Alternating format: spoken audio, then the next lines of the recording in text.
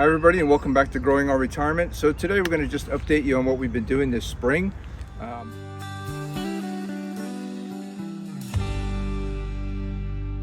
So this is an area that I think we showed you last fall that we started to use for our nursery, and we planted about half of these plants in the fall and about another half this spring. So this is about the end of our rooted cutting planting for the spring. We planted in the fall and then we planted in the spring. And when I say rooted cuttings, so we're buying cuttings or transplanted plants that are already rooted. We're potting them up in our special soil mix, and we're putting them out just to grow. We're finished growing these. We'll grow a typical Norway spruce, to about double its current size. We'll prune it so that it's fuller, etc. We'll do that with all of the plants that are here. From some of these plants, we will take cuttings and root them so that we don't have to continue to always buy rooted cuttings for certain plants. We've already phased out of some. We don't buy anymore. And as time goes on, we'll be doing more of that. But today's about really size. So this area is about a little less than 40 by a little less than 80. And it's about 3,000 total square feet, which is somewhere around a 1/15 of an acre, to give you folks an idea of how many plants you can fit. There are approximately 3,600 plants here. So, very small portion of an acre, fairly small amount of space. We've got 3,600 plants, so that's quite big. We're going to expand this just a little bit more. We'll probably get up to 4,000 or 4,500 plants here total. We've got one more strip down the side we're going to finish, and then we may go a little bit longer. But today's episode is now we have to water these plants. So we've been watering by hand. We've been getting a fair amount of rain, which has been great, but now we need irrigation because the dry months are coming, and we don't want to lose all of our plants to an issue of watering. So as I did last year, I'm going to show you how we put together an irrigation system, and I'll go through that kind of quickly for you here because you can refer back to the other video. But I will say, having laid some irrigation out, I'm getting a little better at it, and so I kind of pre-planned what I was going to do here, and so my runs are going to be a lot easier, and my spacing is going to be much easier to calculate and to lay out. We are still watering from our pond, which is about a 3/4 acre pond, so we've got an almost unlimited amount of water. We use a pump to power everything. It works fantastic. It's just a 115 volt pump from Harbor Freight. You can get one. We have it on our resource pages, which shows you which pump we use and all the other things that are utilized in an irrigation system. We also have listed, so you have easy reference to those links and can build your own at home. So whether you're building something that runs off your house water, your city water, or a pump, everything else is literally the same. Nothing really changes. So it's really just a matter of assembling it, planning it out, and assemble it, and there you go. So let's talk a little bit for a moment about the importance of an irrigation system. The irrigation system really sets you apart from a really small backyard grower in that professional commercial nurseries use water to their advantage. They water more than the average person does. They allow that water to break down the slow release fertilizer, and giving your plants consistent water will make them grow faster and they'll grow stronger. Not to overdo it, but you want to have your plants mostly water, so you really want to have a good watering system. Not having to go out and hand water and trying to get up into the larger scale of plants where you're growing thousands and thousands of plants, you want to make it as automatic as possible. And I don't mean necessarily with timers, but I just mean that you can turn it on and water a large amount of space in one time. So let's dig in, and we're going to build a system here today and show you how we did it. So let's get to putting together this next section of our irrigation system. You've seen me do this before, so I'm not going to go into great detail. If you want to watch our other video about building an irrigation system and using a pond as your watering source, please check in with that other video. It's great. So we'll just go through this one kind of quickly. I know I've got some spacing worked out for this size area. I'm roughly working on about a 15-foot spacing, and I've got to cut some pieces because my watering trail down the center is not exactly the middle. So I'm going to go ahead and cut some pieces, and I'm going to show you how I make the risers and the little kickstands that I use to keep the risers and the sprinkler head upright Okay, so I know I need about, I need 4 8-foot pieces, and I'm going to use the other 2 feet. And of course, none of this has to be exact. All right, now I'm going to cut, I know I need 8 of them, so I'm going to make 8 4-foot risers. That's how tall I make my risers. Our sprinkler heads tend to whirl above that, and I don't have too many plants that are anywhere over 5 feet, so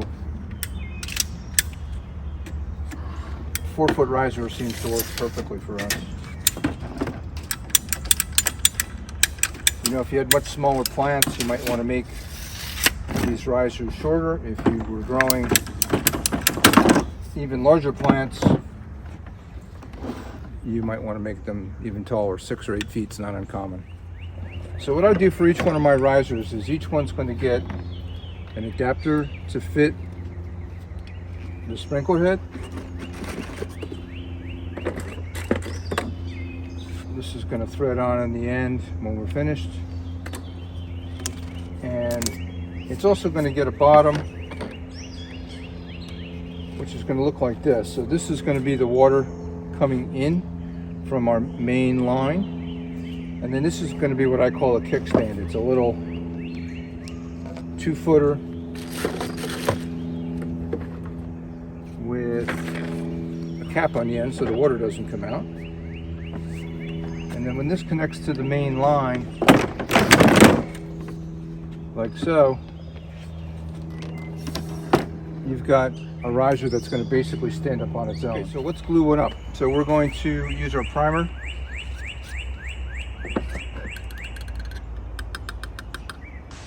Stuff is kind of messy. I use the purple because I always used it in plumbing. There's clear primer also.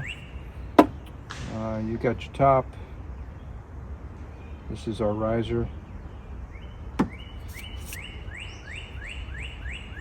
The purple is designed to show plumbing inspectors that you actually did the proper priming and gluing. And it's what I usually have around. Okay, so we're going to prime all of these up.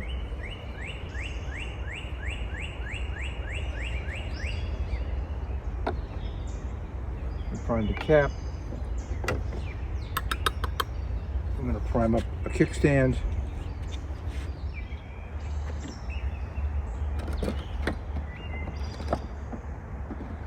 One of our sprinkler head adapters. Prime that up. Already got the glue on. We'll push these together. Always push and twist, and then hold for a few seconds.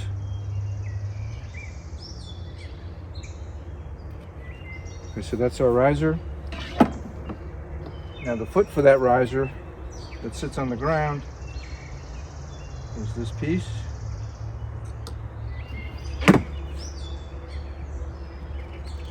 Push, twist, and hold.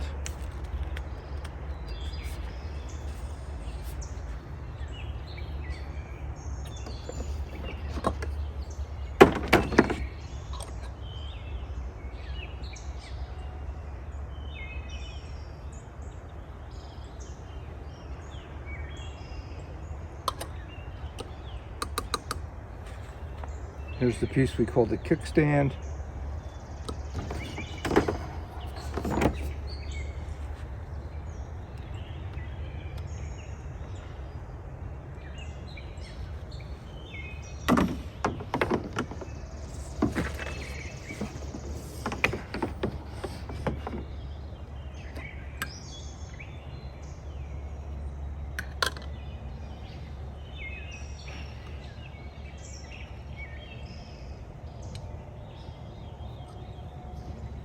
And then we want to cap the end of that kickstand.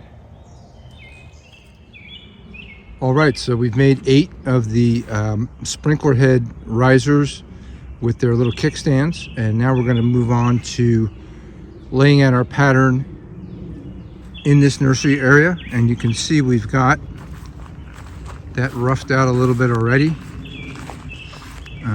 including the branches that will go out.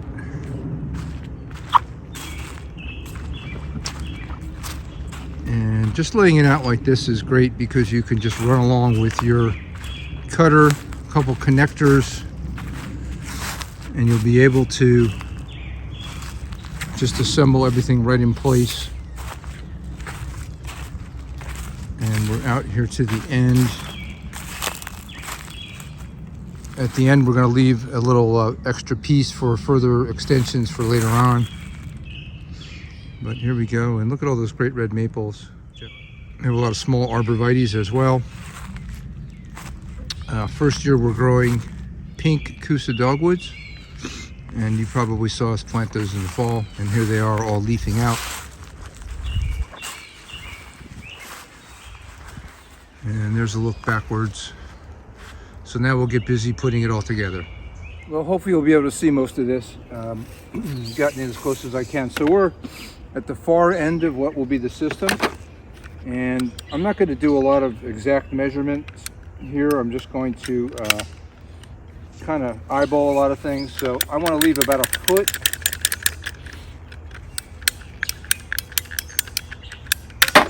of a tailpiece that I'm going to cap. That's going to be the end of the system, but we can cut it later on and extend this system, or be able to get another kind of a fitting on there if we wanted to put water feed in from a different direction, or have any other ability. So you never want to kind of end at a fitting. You want to end with a little tailpiece. So to put these together,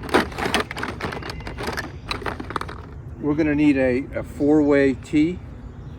So this is going to be our piece that extends out, that ends, our main feed that comes in, and then our side feeds that go out to our heads. The only thing I'm going to add to that is I'm going to put a valve on each one of the heads, and all I'm going to do is I'm going to cut this 6 inches away, prime it, and glue in a valve so I can control each head individually. I like to do that for a couple of reasons. One, have varying water pressure, so at some point, sometimes with my pump I can run 6 heads, 8 heads. It'll spray a little smaller diameter, but sometimes I only want to water one area. I don't want to water everything. Sometimes my pump will only pull enough water pressure to water maybe 4 heads at a time. So I like to control each individual head with a valve. So, and the way that's done is we're just going to go and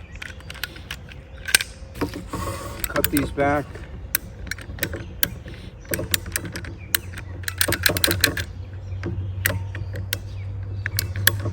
It's about 6 or 8 inches.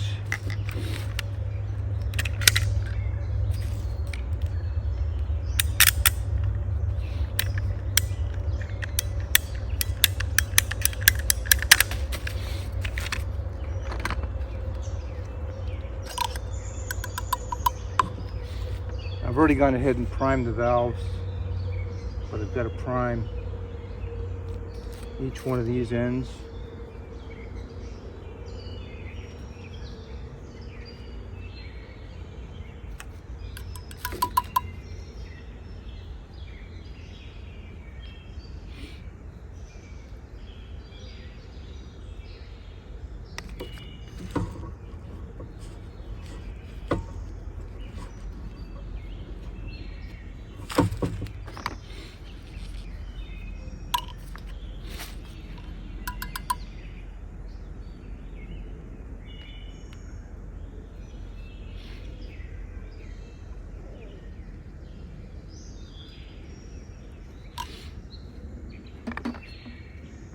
So once everything's primed, including your T fitting, you're going to want to go ahead and just double check that. Take your cement and start assembling. Don't get too far ahead of yourself. You only need to do one of these at a time. Without to prime this one.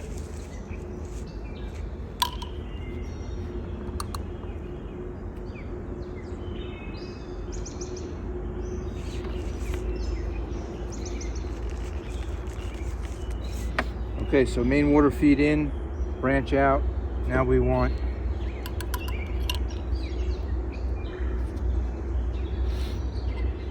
just these little spacer pieces.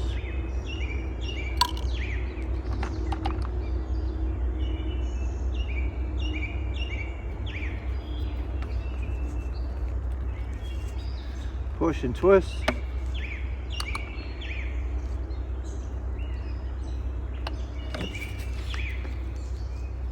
Now the valve.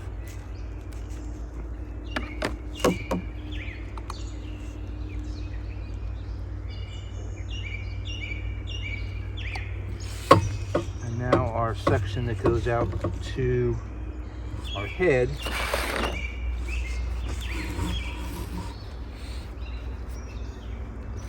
And then we'll do the exact same thing on the other side. Okay, and we have to remember we need a cap down here.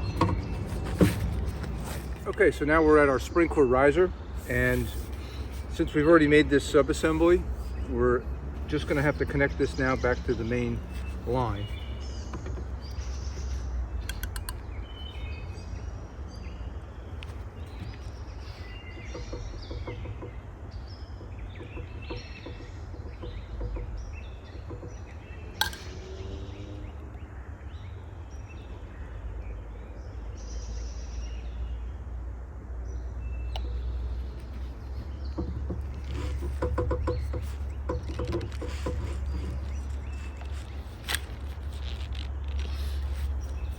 Okay, again, push and twist. And just to show you what these kickstands do, so you can just put a couple of plants on them. And this is pretty stable. You know, you might want to put a stake in here of some sort of metal T-post or a re-rod post. I don't find I need to do that, so I may someday change my mind about that, but this seems to be pretty good. I'd probably move these even a little closer. And maybe I'd even put one right there. And that's your finished sprinkler riser. We'll add our sprinkler head in a moment. Okay, so I did not buy enough tees. I thought I had enough. So I'm going to show you another way to make this joint here, especially if you have a little bit uneven rows.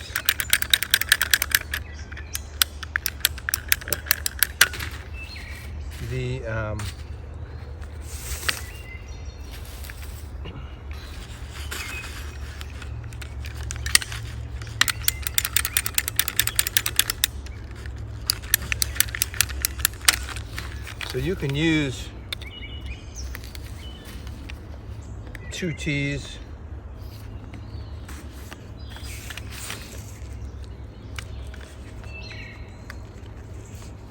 to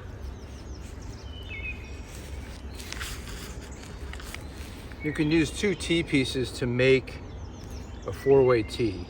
And sometimes this works better for some people anyway, so I thought I would show it. Where you have uneven rows and you don't want to move your lines and you want to make slight offsets from one or the other, this is perfectly okay.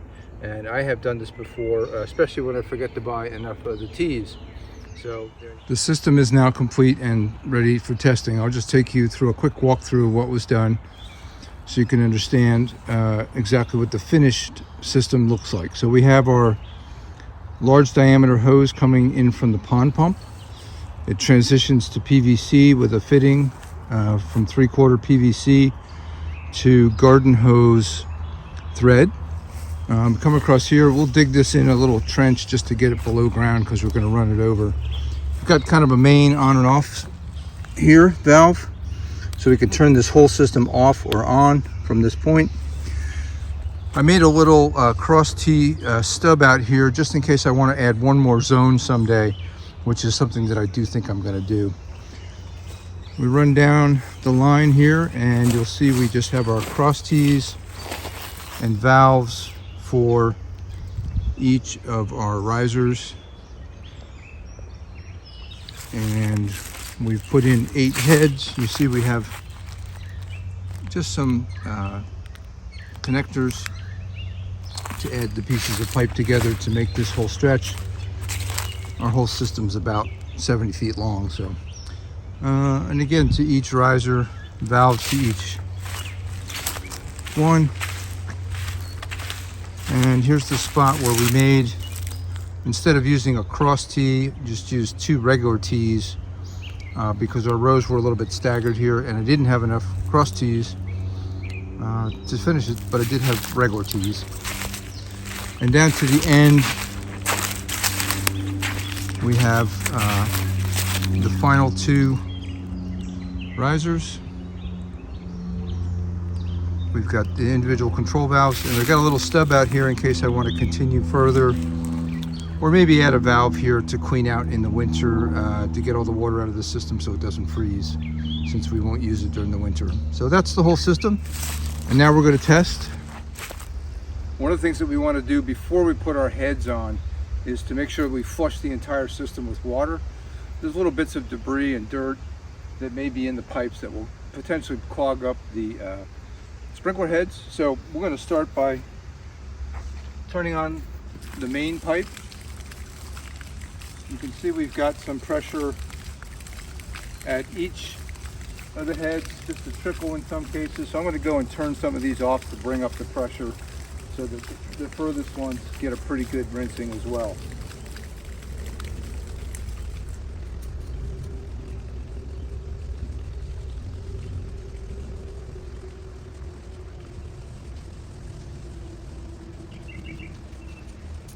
So it's sprinkler head time, and I've got 2 different sprinkler heads that I want to show you. So the original Wiz Head 1970 something sprinkler head is a little bit more of a premium item. It was the original. It used to be patented. It's now off patent. And to show you one of these, it is actually pretty nicely made. It's pretty rugged, and you can get some years of use out of these. They do cost a little bit more. We buy them from the Drip Depot, and you can buy them in bulk there, and I think they're about $9 per head. The other one is sort of the Amazon variety. It's made in China. It's a direct knockoff. It looks almost identical. If you can see them both, it's hard to tell the difference. I'm going to put one of these on and show you. We do use these only, but we have some of these. We ordered them by mistake. And I'll just show you how what their pattern looks like, and you'll see the difference in them. We think it's not significant, but it's worth spending a little bit more to buy these. These are a couple dollars more each. Again, the Drip Depot is the place to go. Best price we found on them. They have these on Amazon, but they're very expensive there for some reason. So I'm going to go ahead and put these on, and so I think we're ready for the big test. Yay! So you guys, we actually filmed this over several days, so things may look a little bit different, but this is to show you what it looks like the first time you turn on your system, and then some of the adjustments that you might want to make. And I'm going to show the different heads as well. Okay, so here it goes.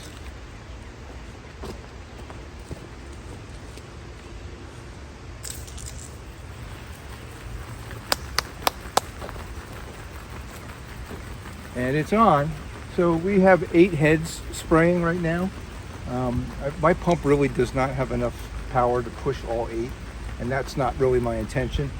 But if you can see so I have the 1973 Wiz Heads on 6, and you can see that pattern is just a little bit different than this one right here, which is the right. Orbits. That one's going up a little, and the others are going out. Yeah, it doesn't have the spread, and it doesn't seem to make the water as fine. Okay. So it doesn't spread smooth and nice.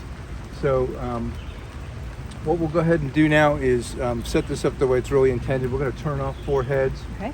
And then we'll give you an idea of the coverage that we get and if it's really reaching all the plants that we plan to hit. Okay, let's do it. Okay, so we turned off the back 4 heads. We have just the front ones, and we switched out the one head to the 1973 Wiz Head, and it's really spraying nice. It's a nice fine spray. Yeah, and it's coming all the way out to the edge with just the 4 on. Right, even on the rounded circles, we're hitting all of our edges completely. So you do have to kind of overspray to get a square out of a circle. Right, so you'll probably do like an hour on this side and an hour on the back side at 2 different times. Yeah. Okay. Right, it's putting out a pretty good volume with just the 4 heads, so yeah, about an hour. Good. And we usually water in the evening because that's when we're home, but first thing in the morning would be nice too. Yeah. Awesome. Great. Good job.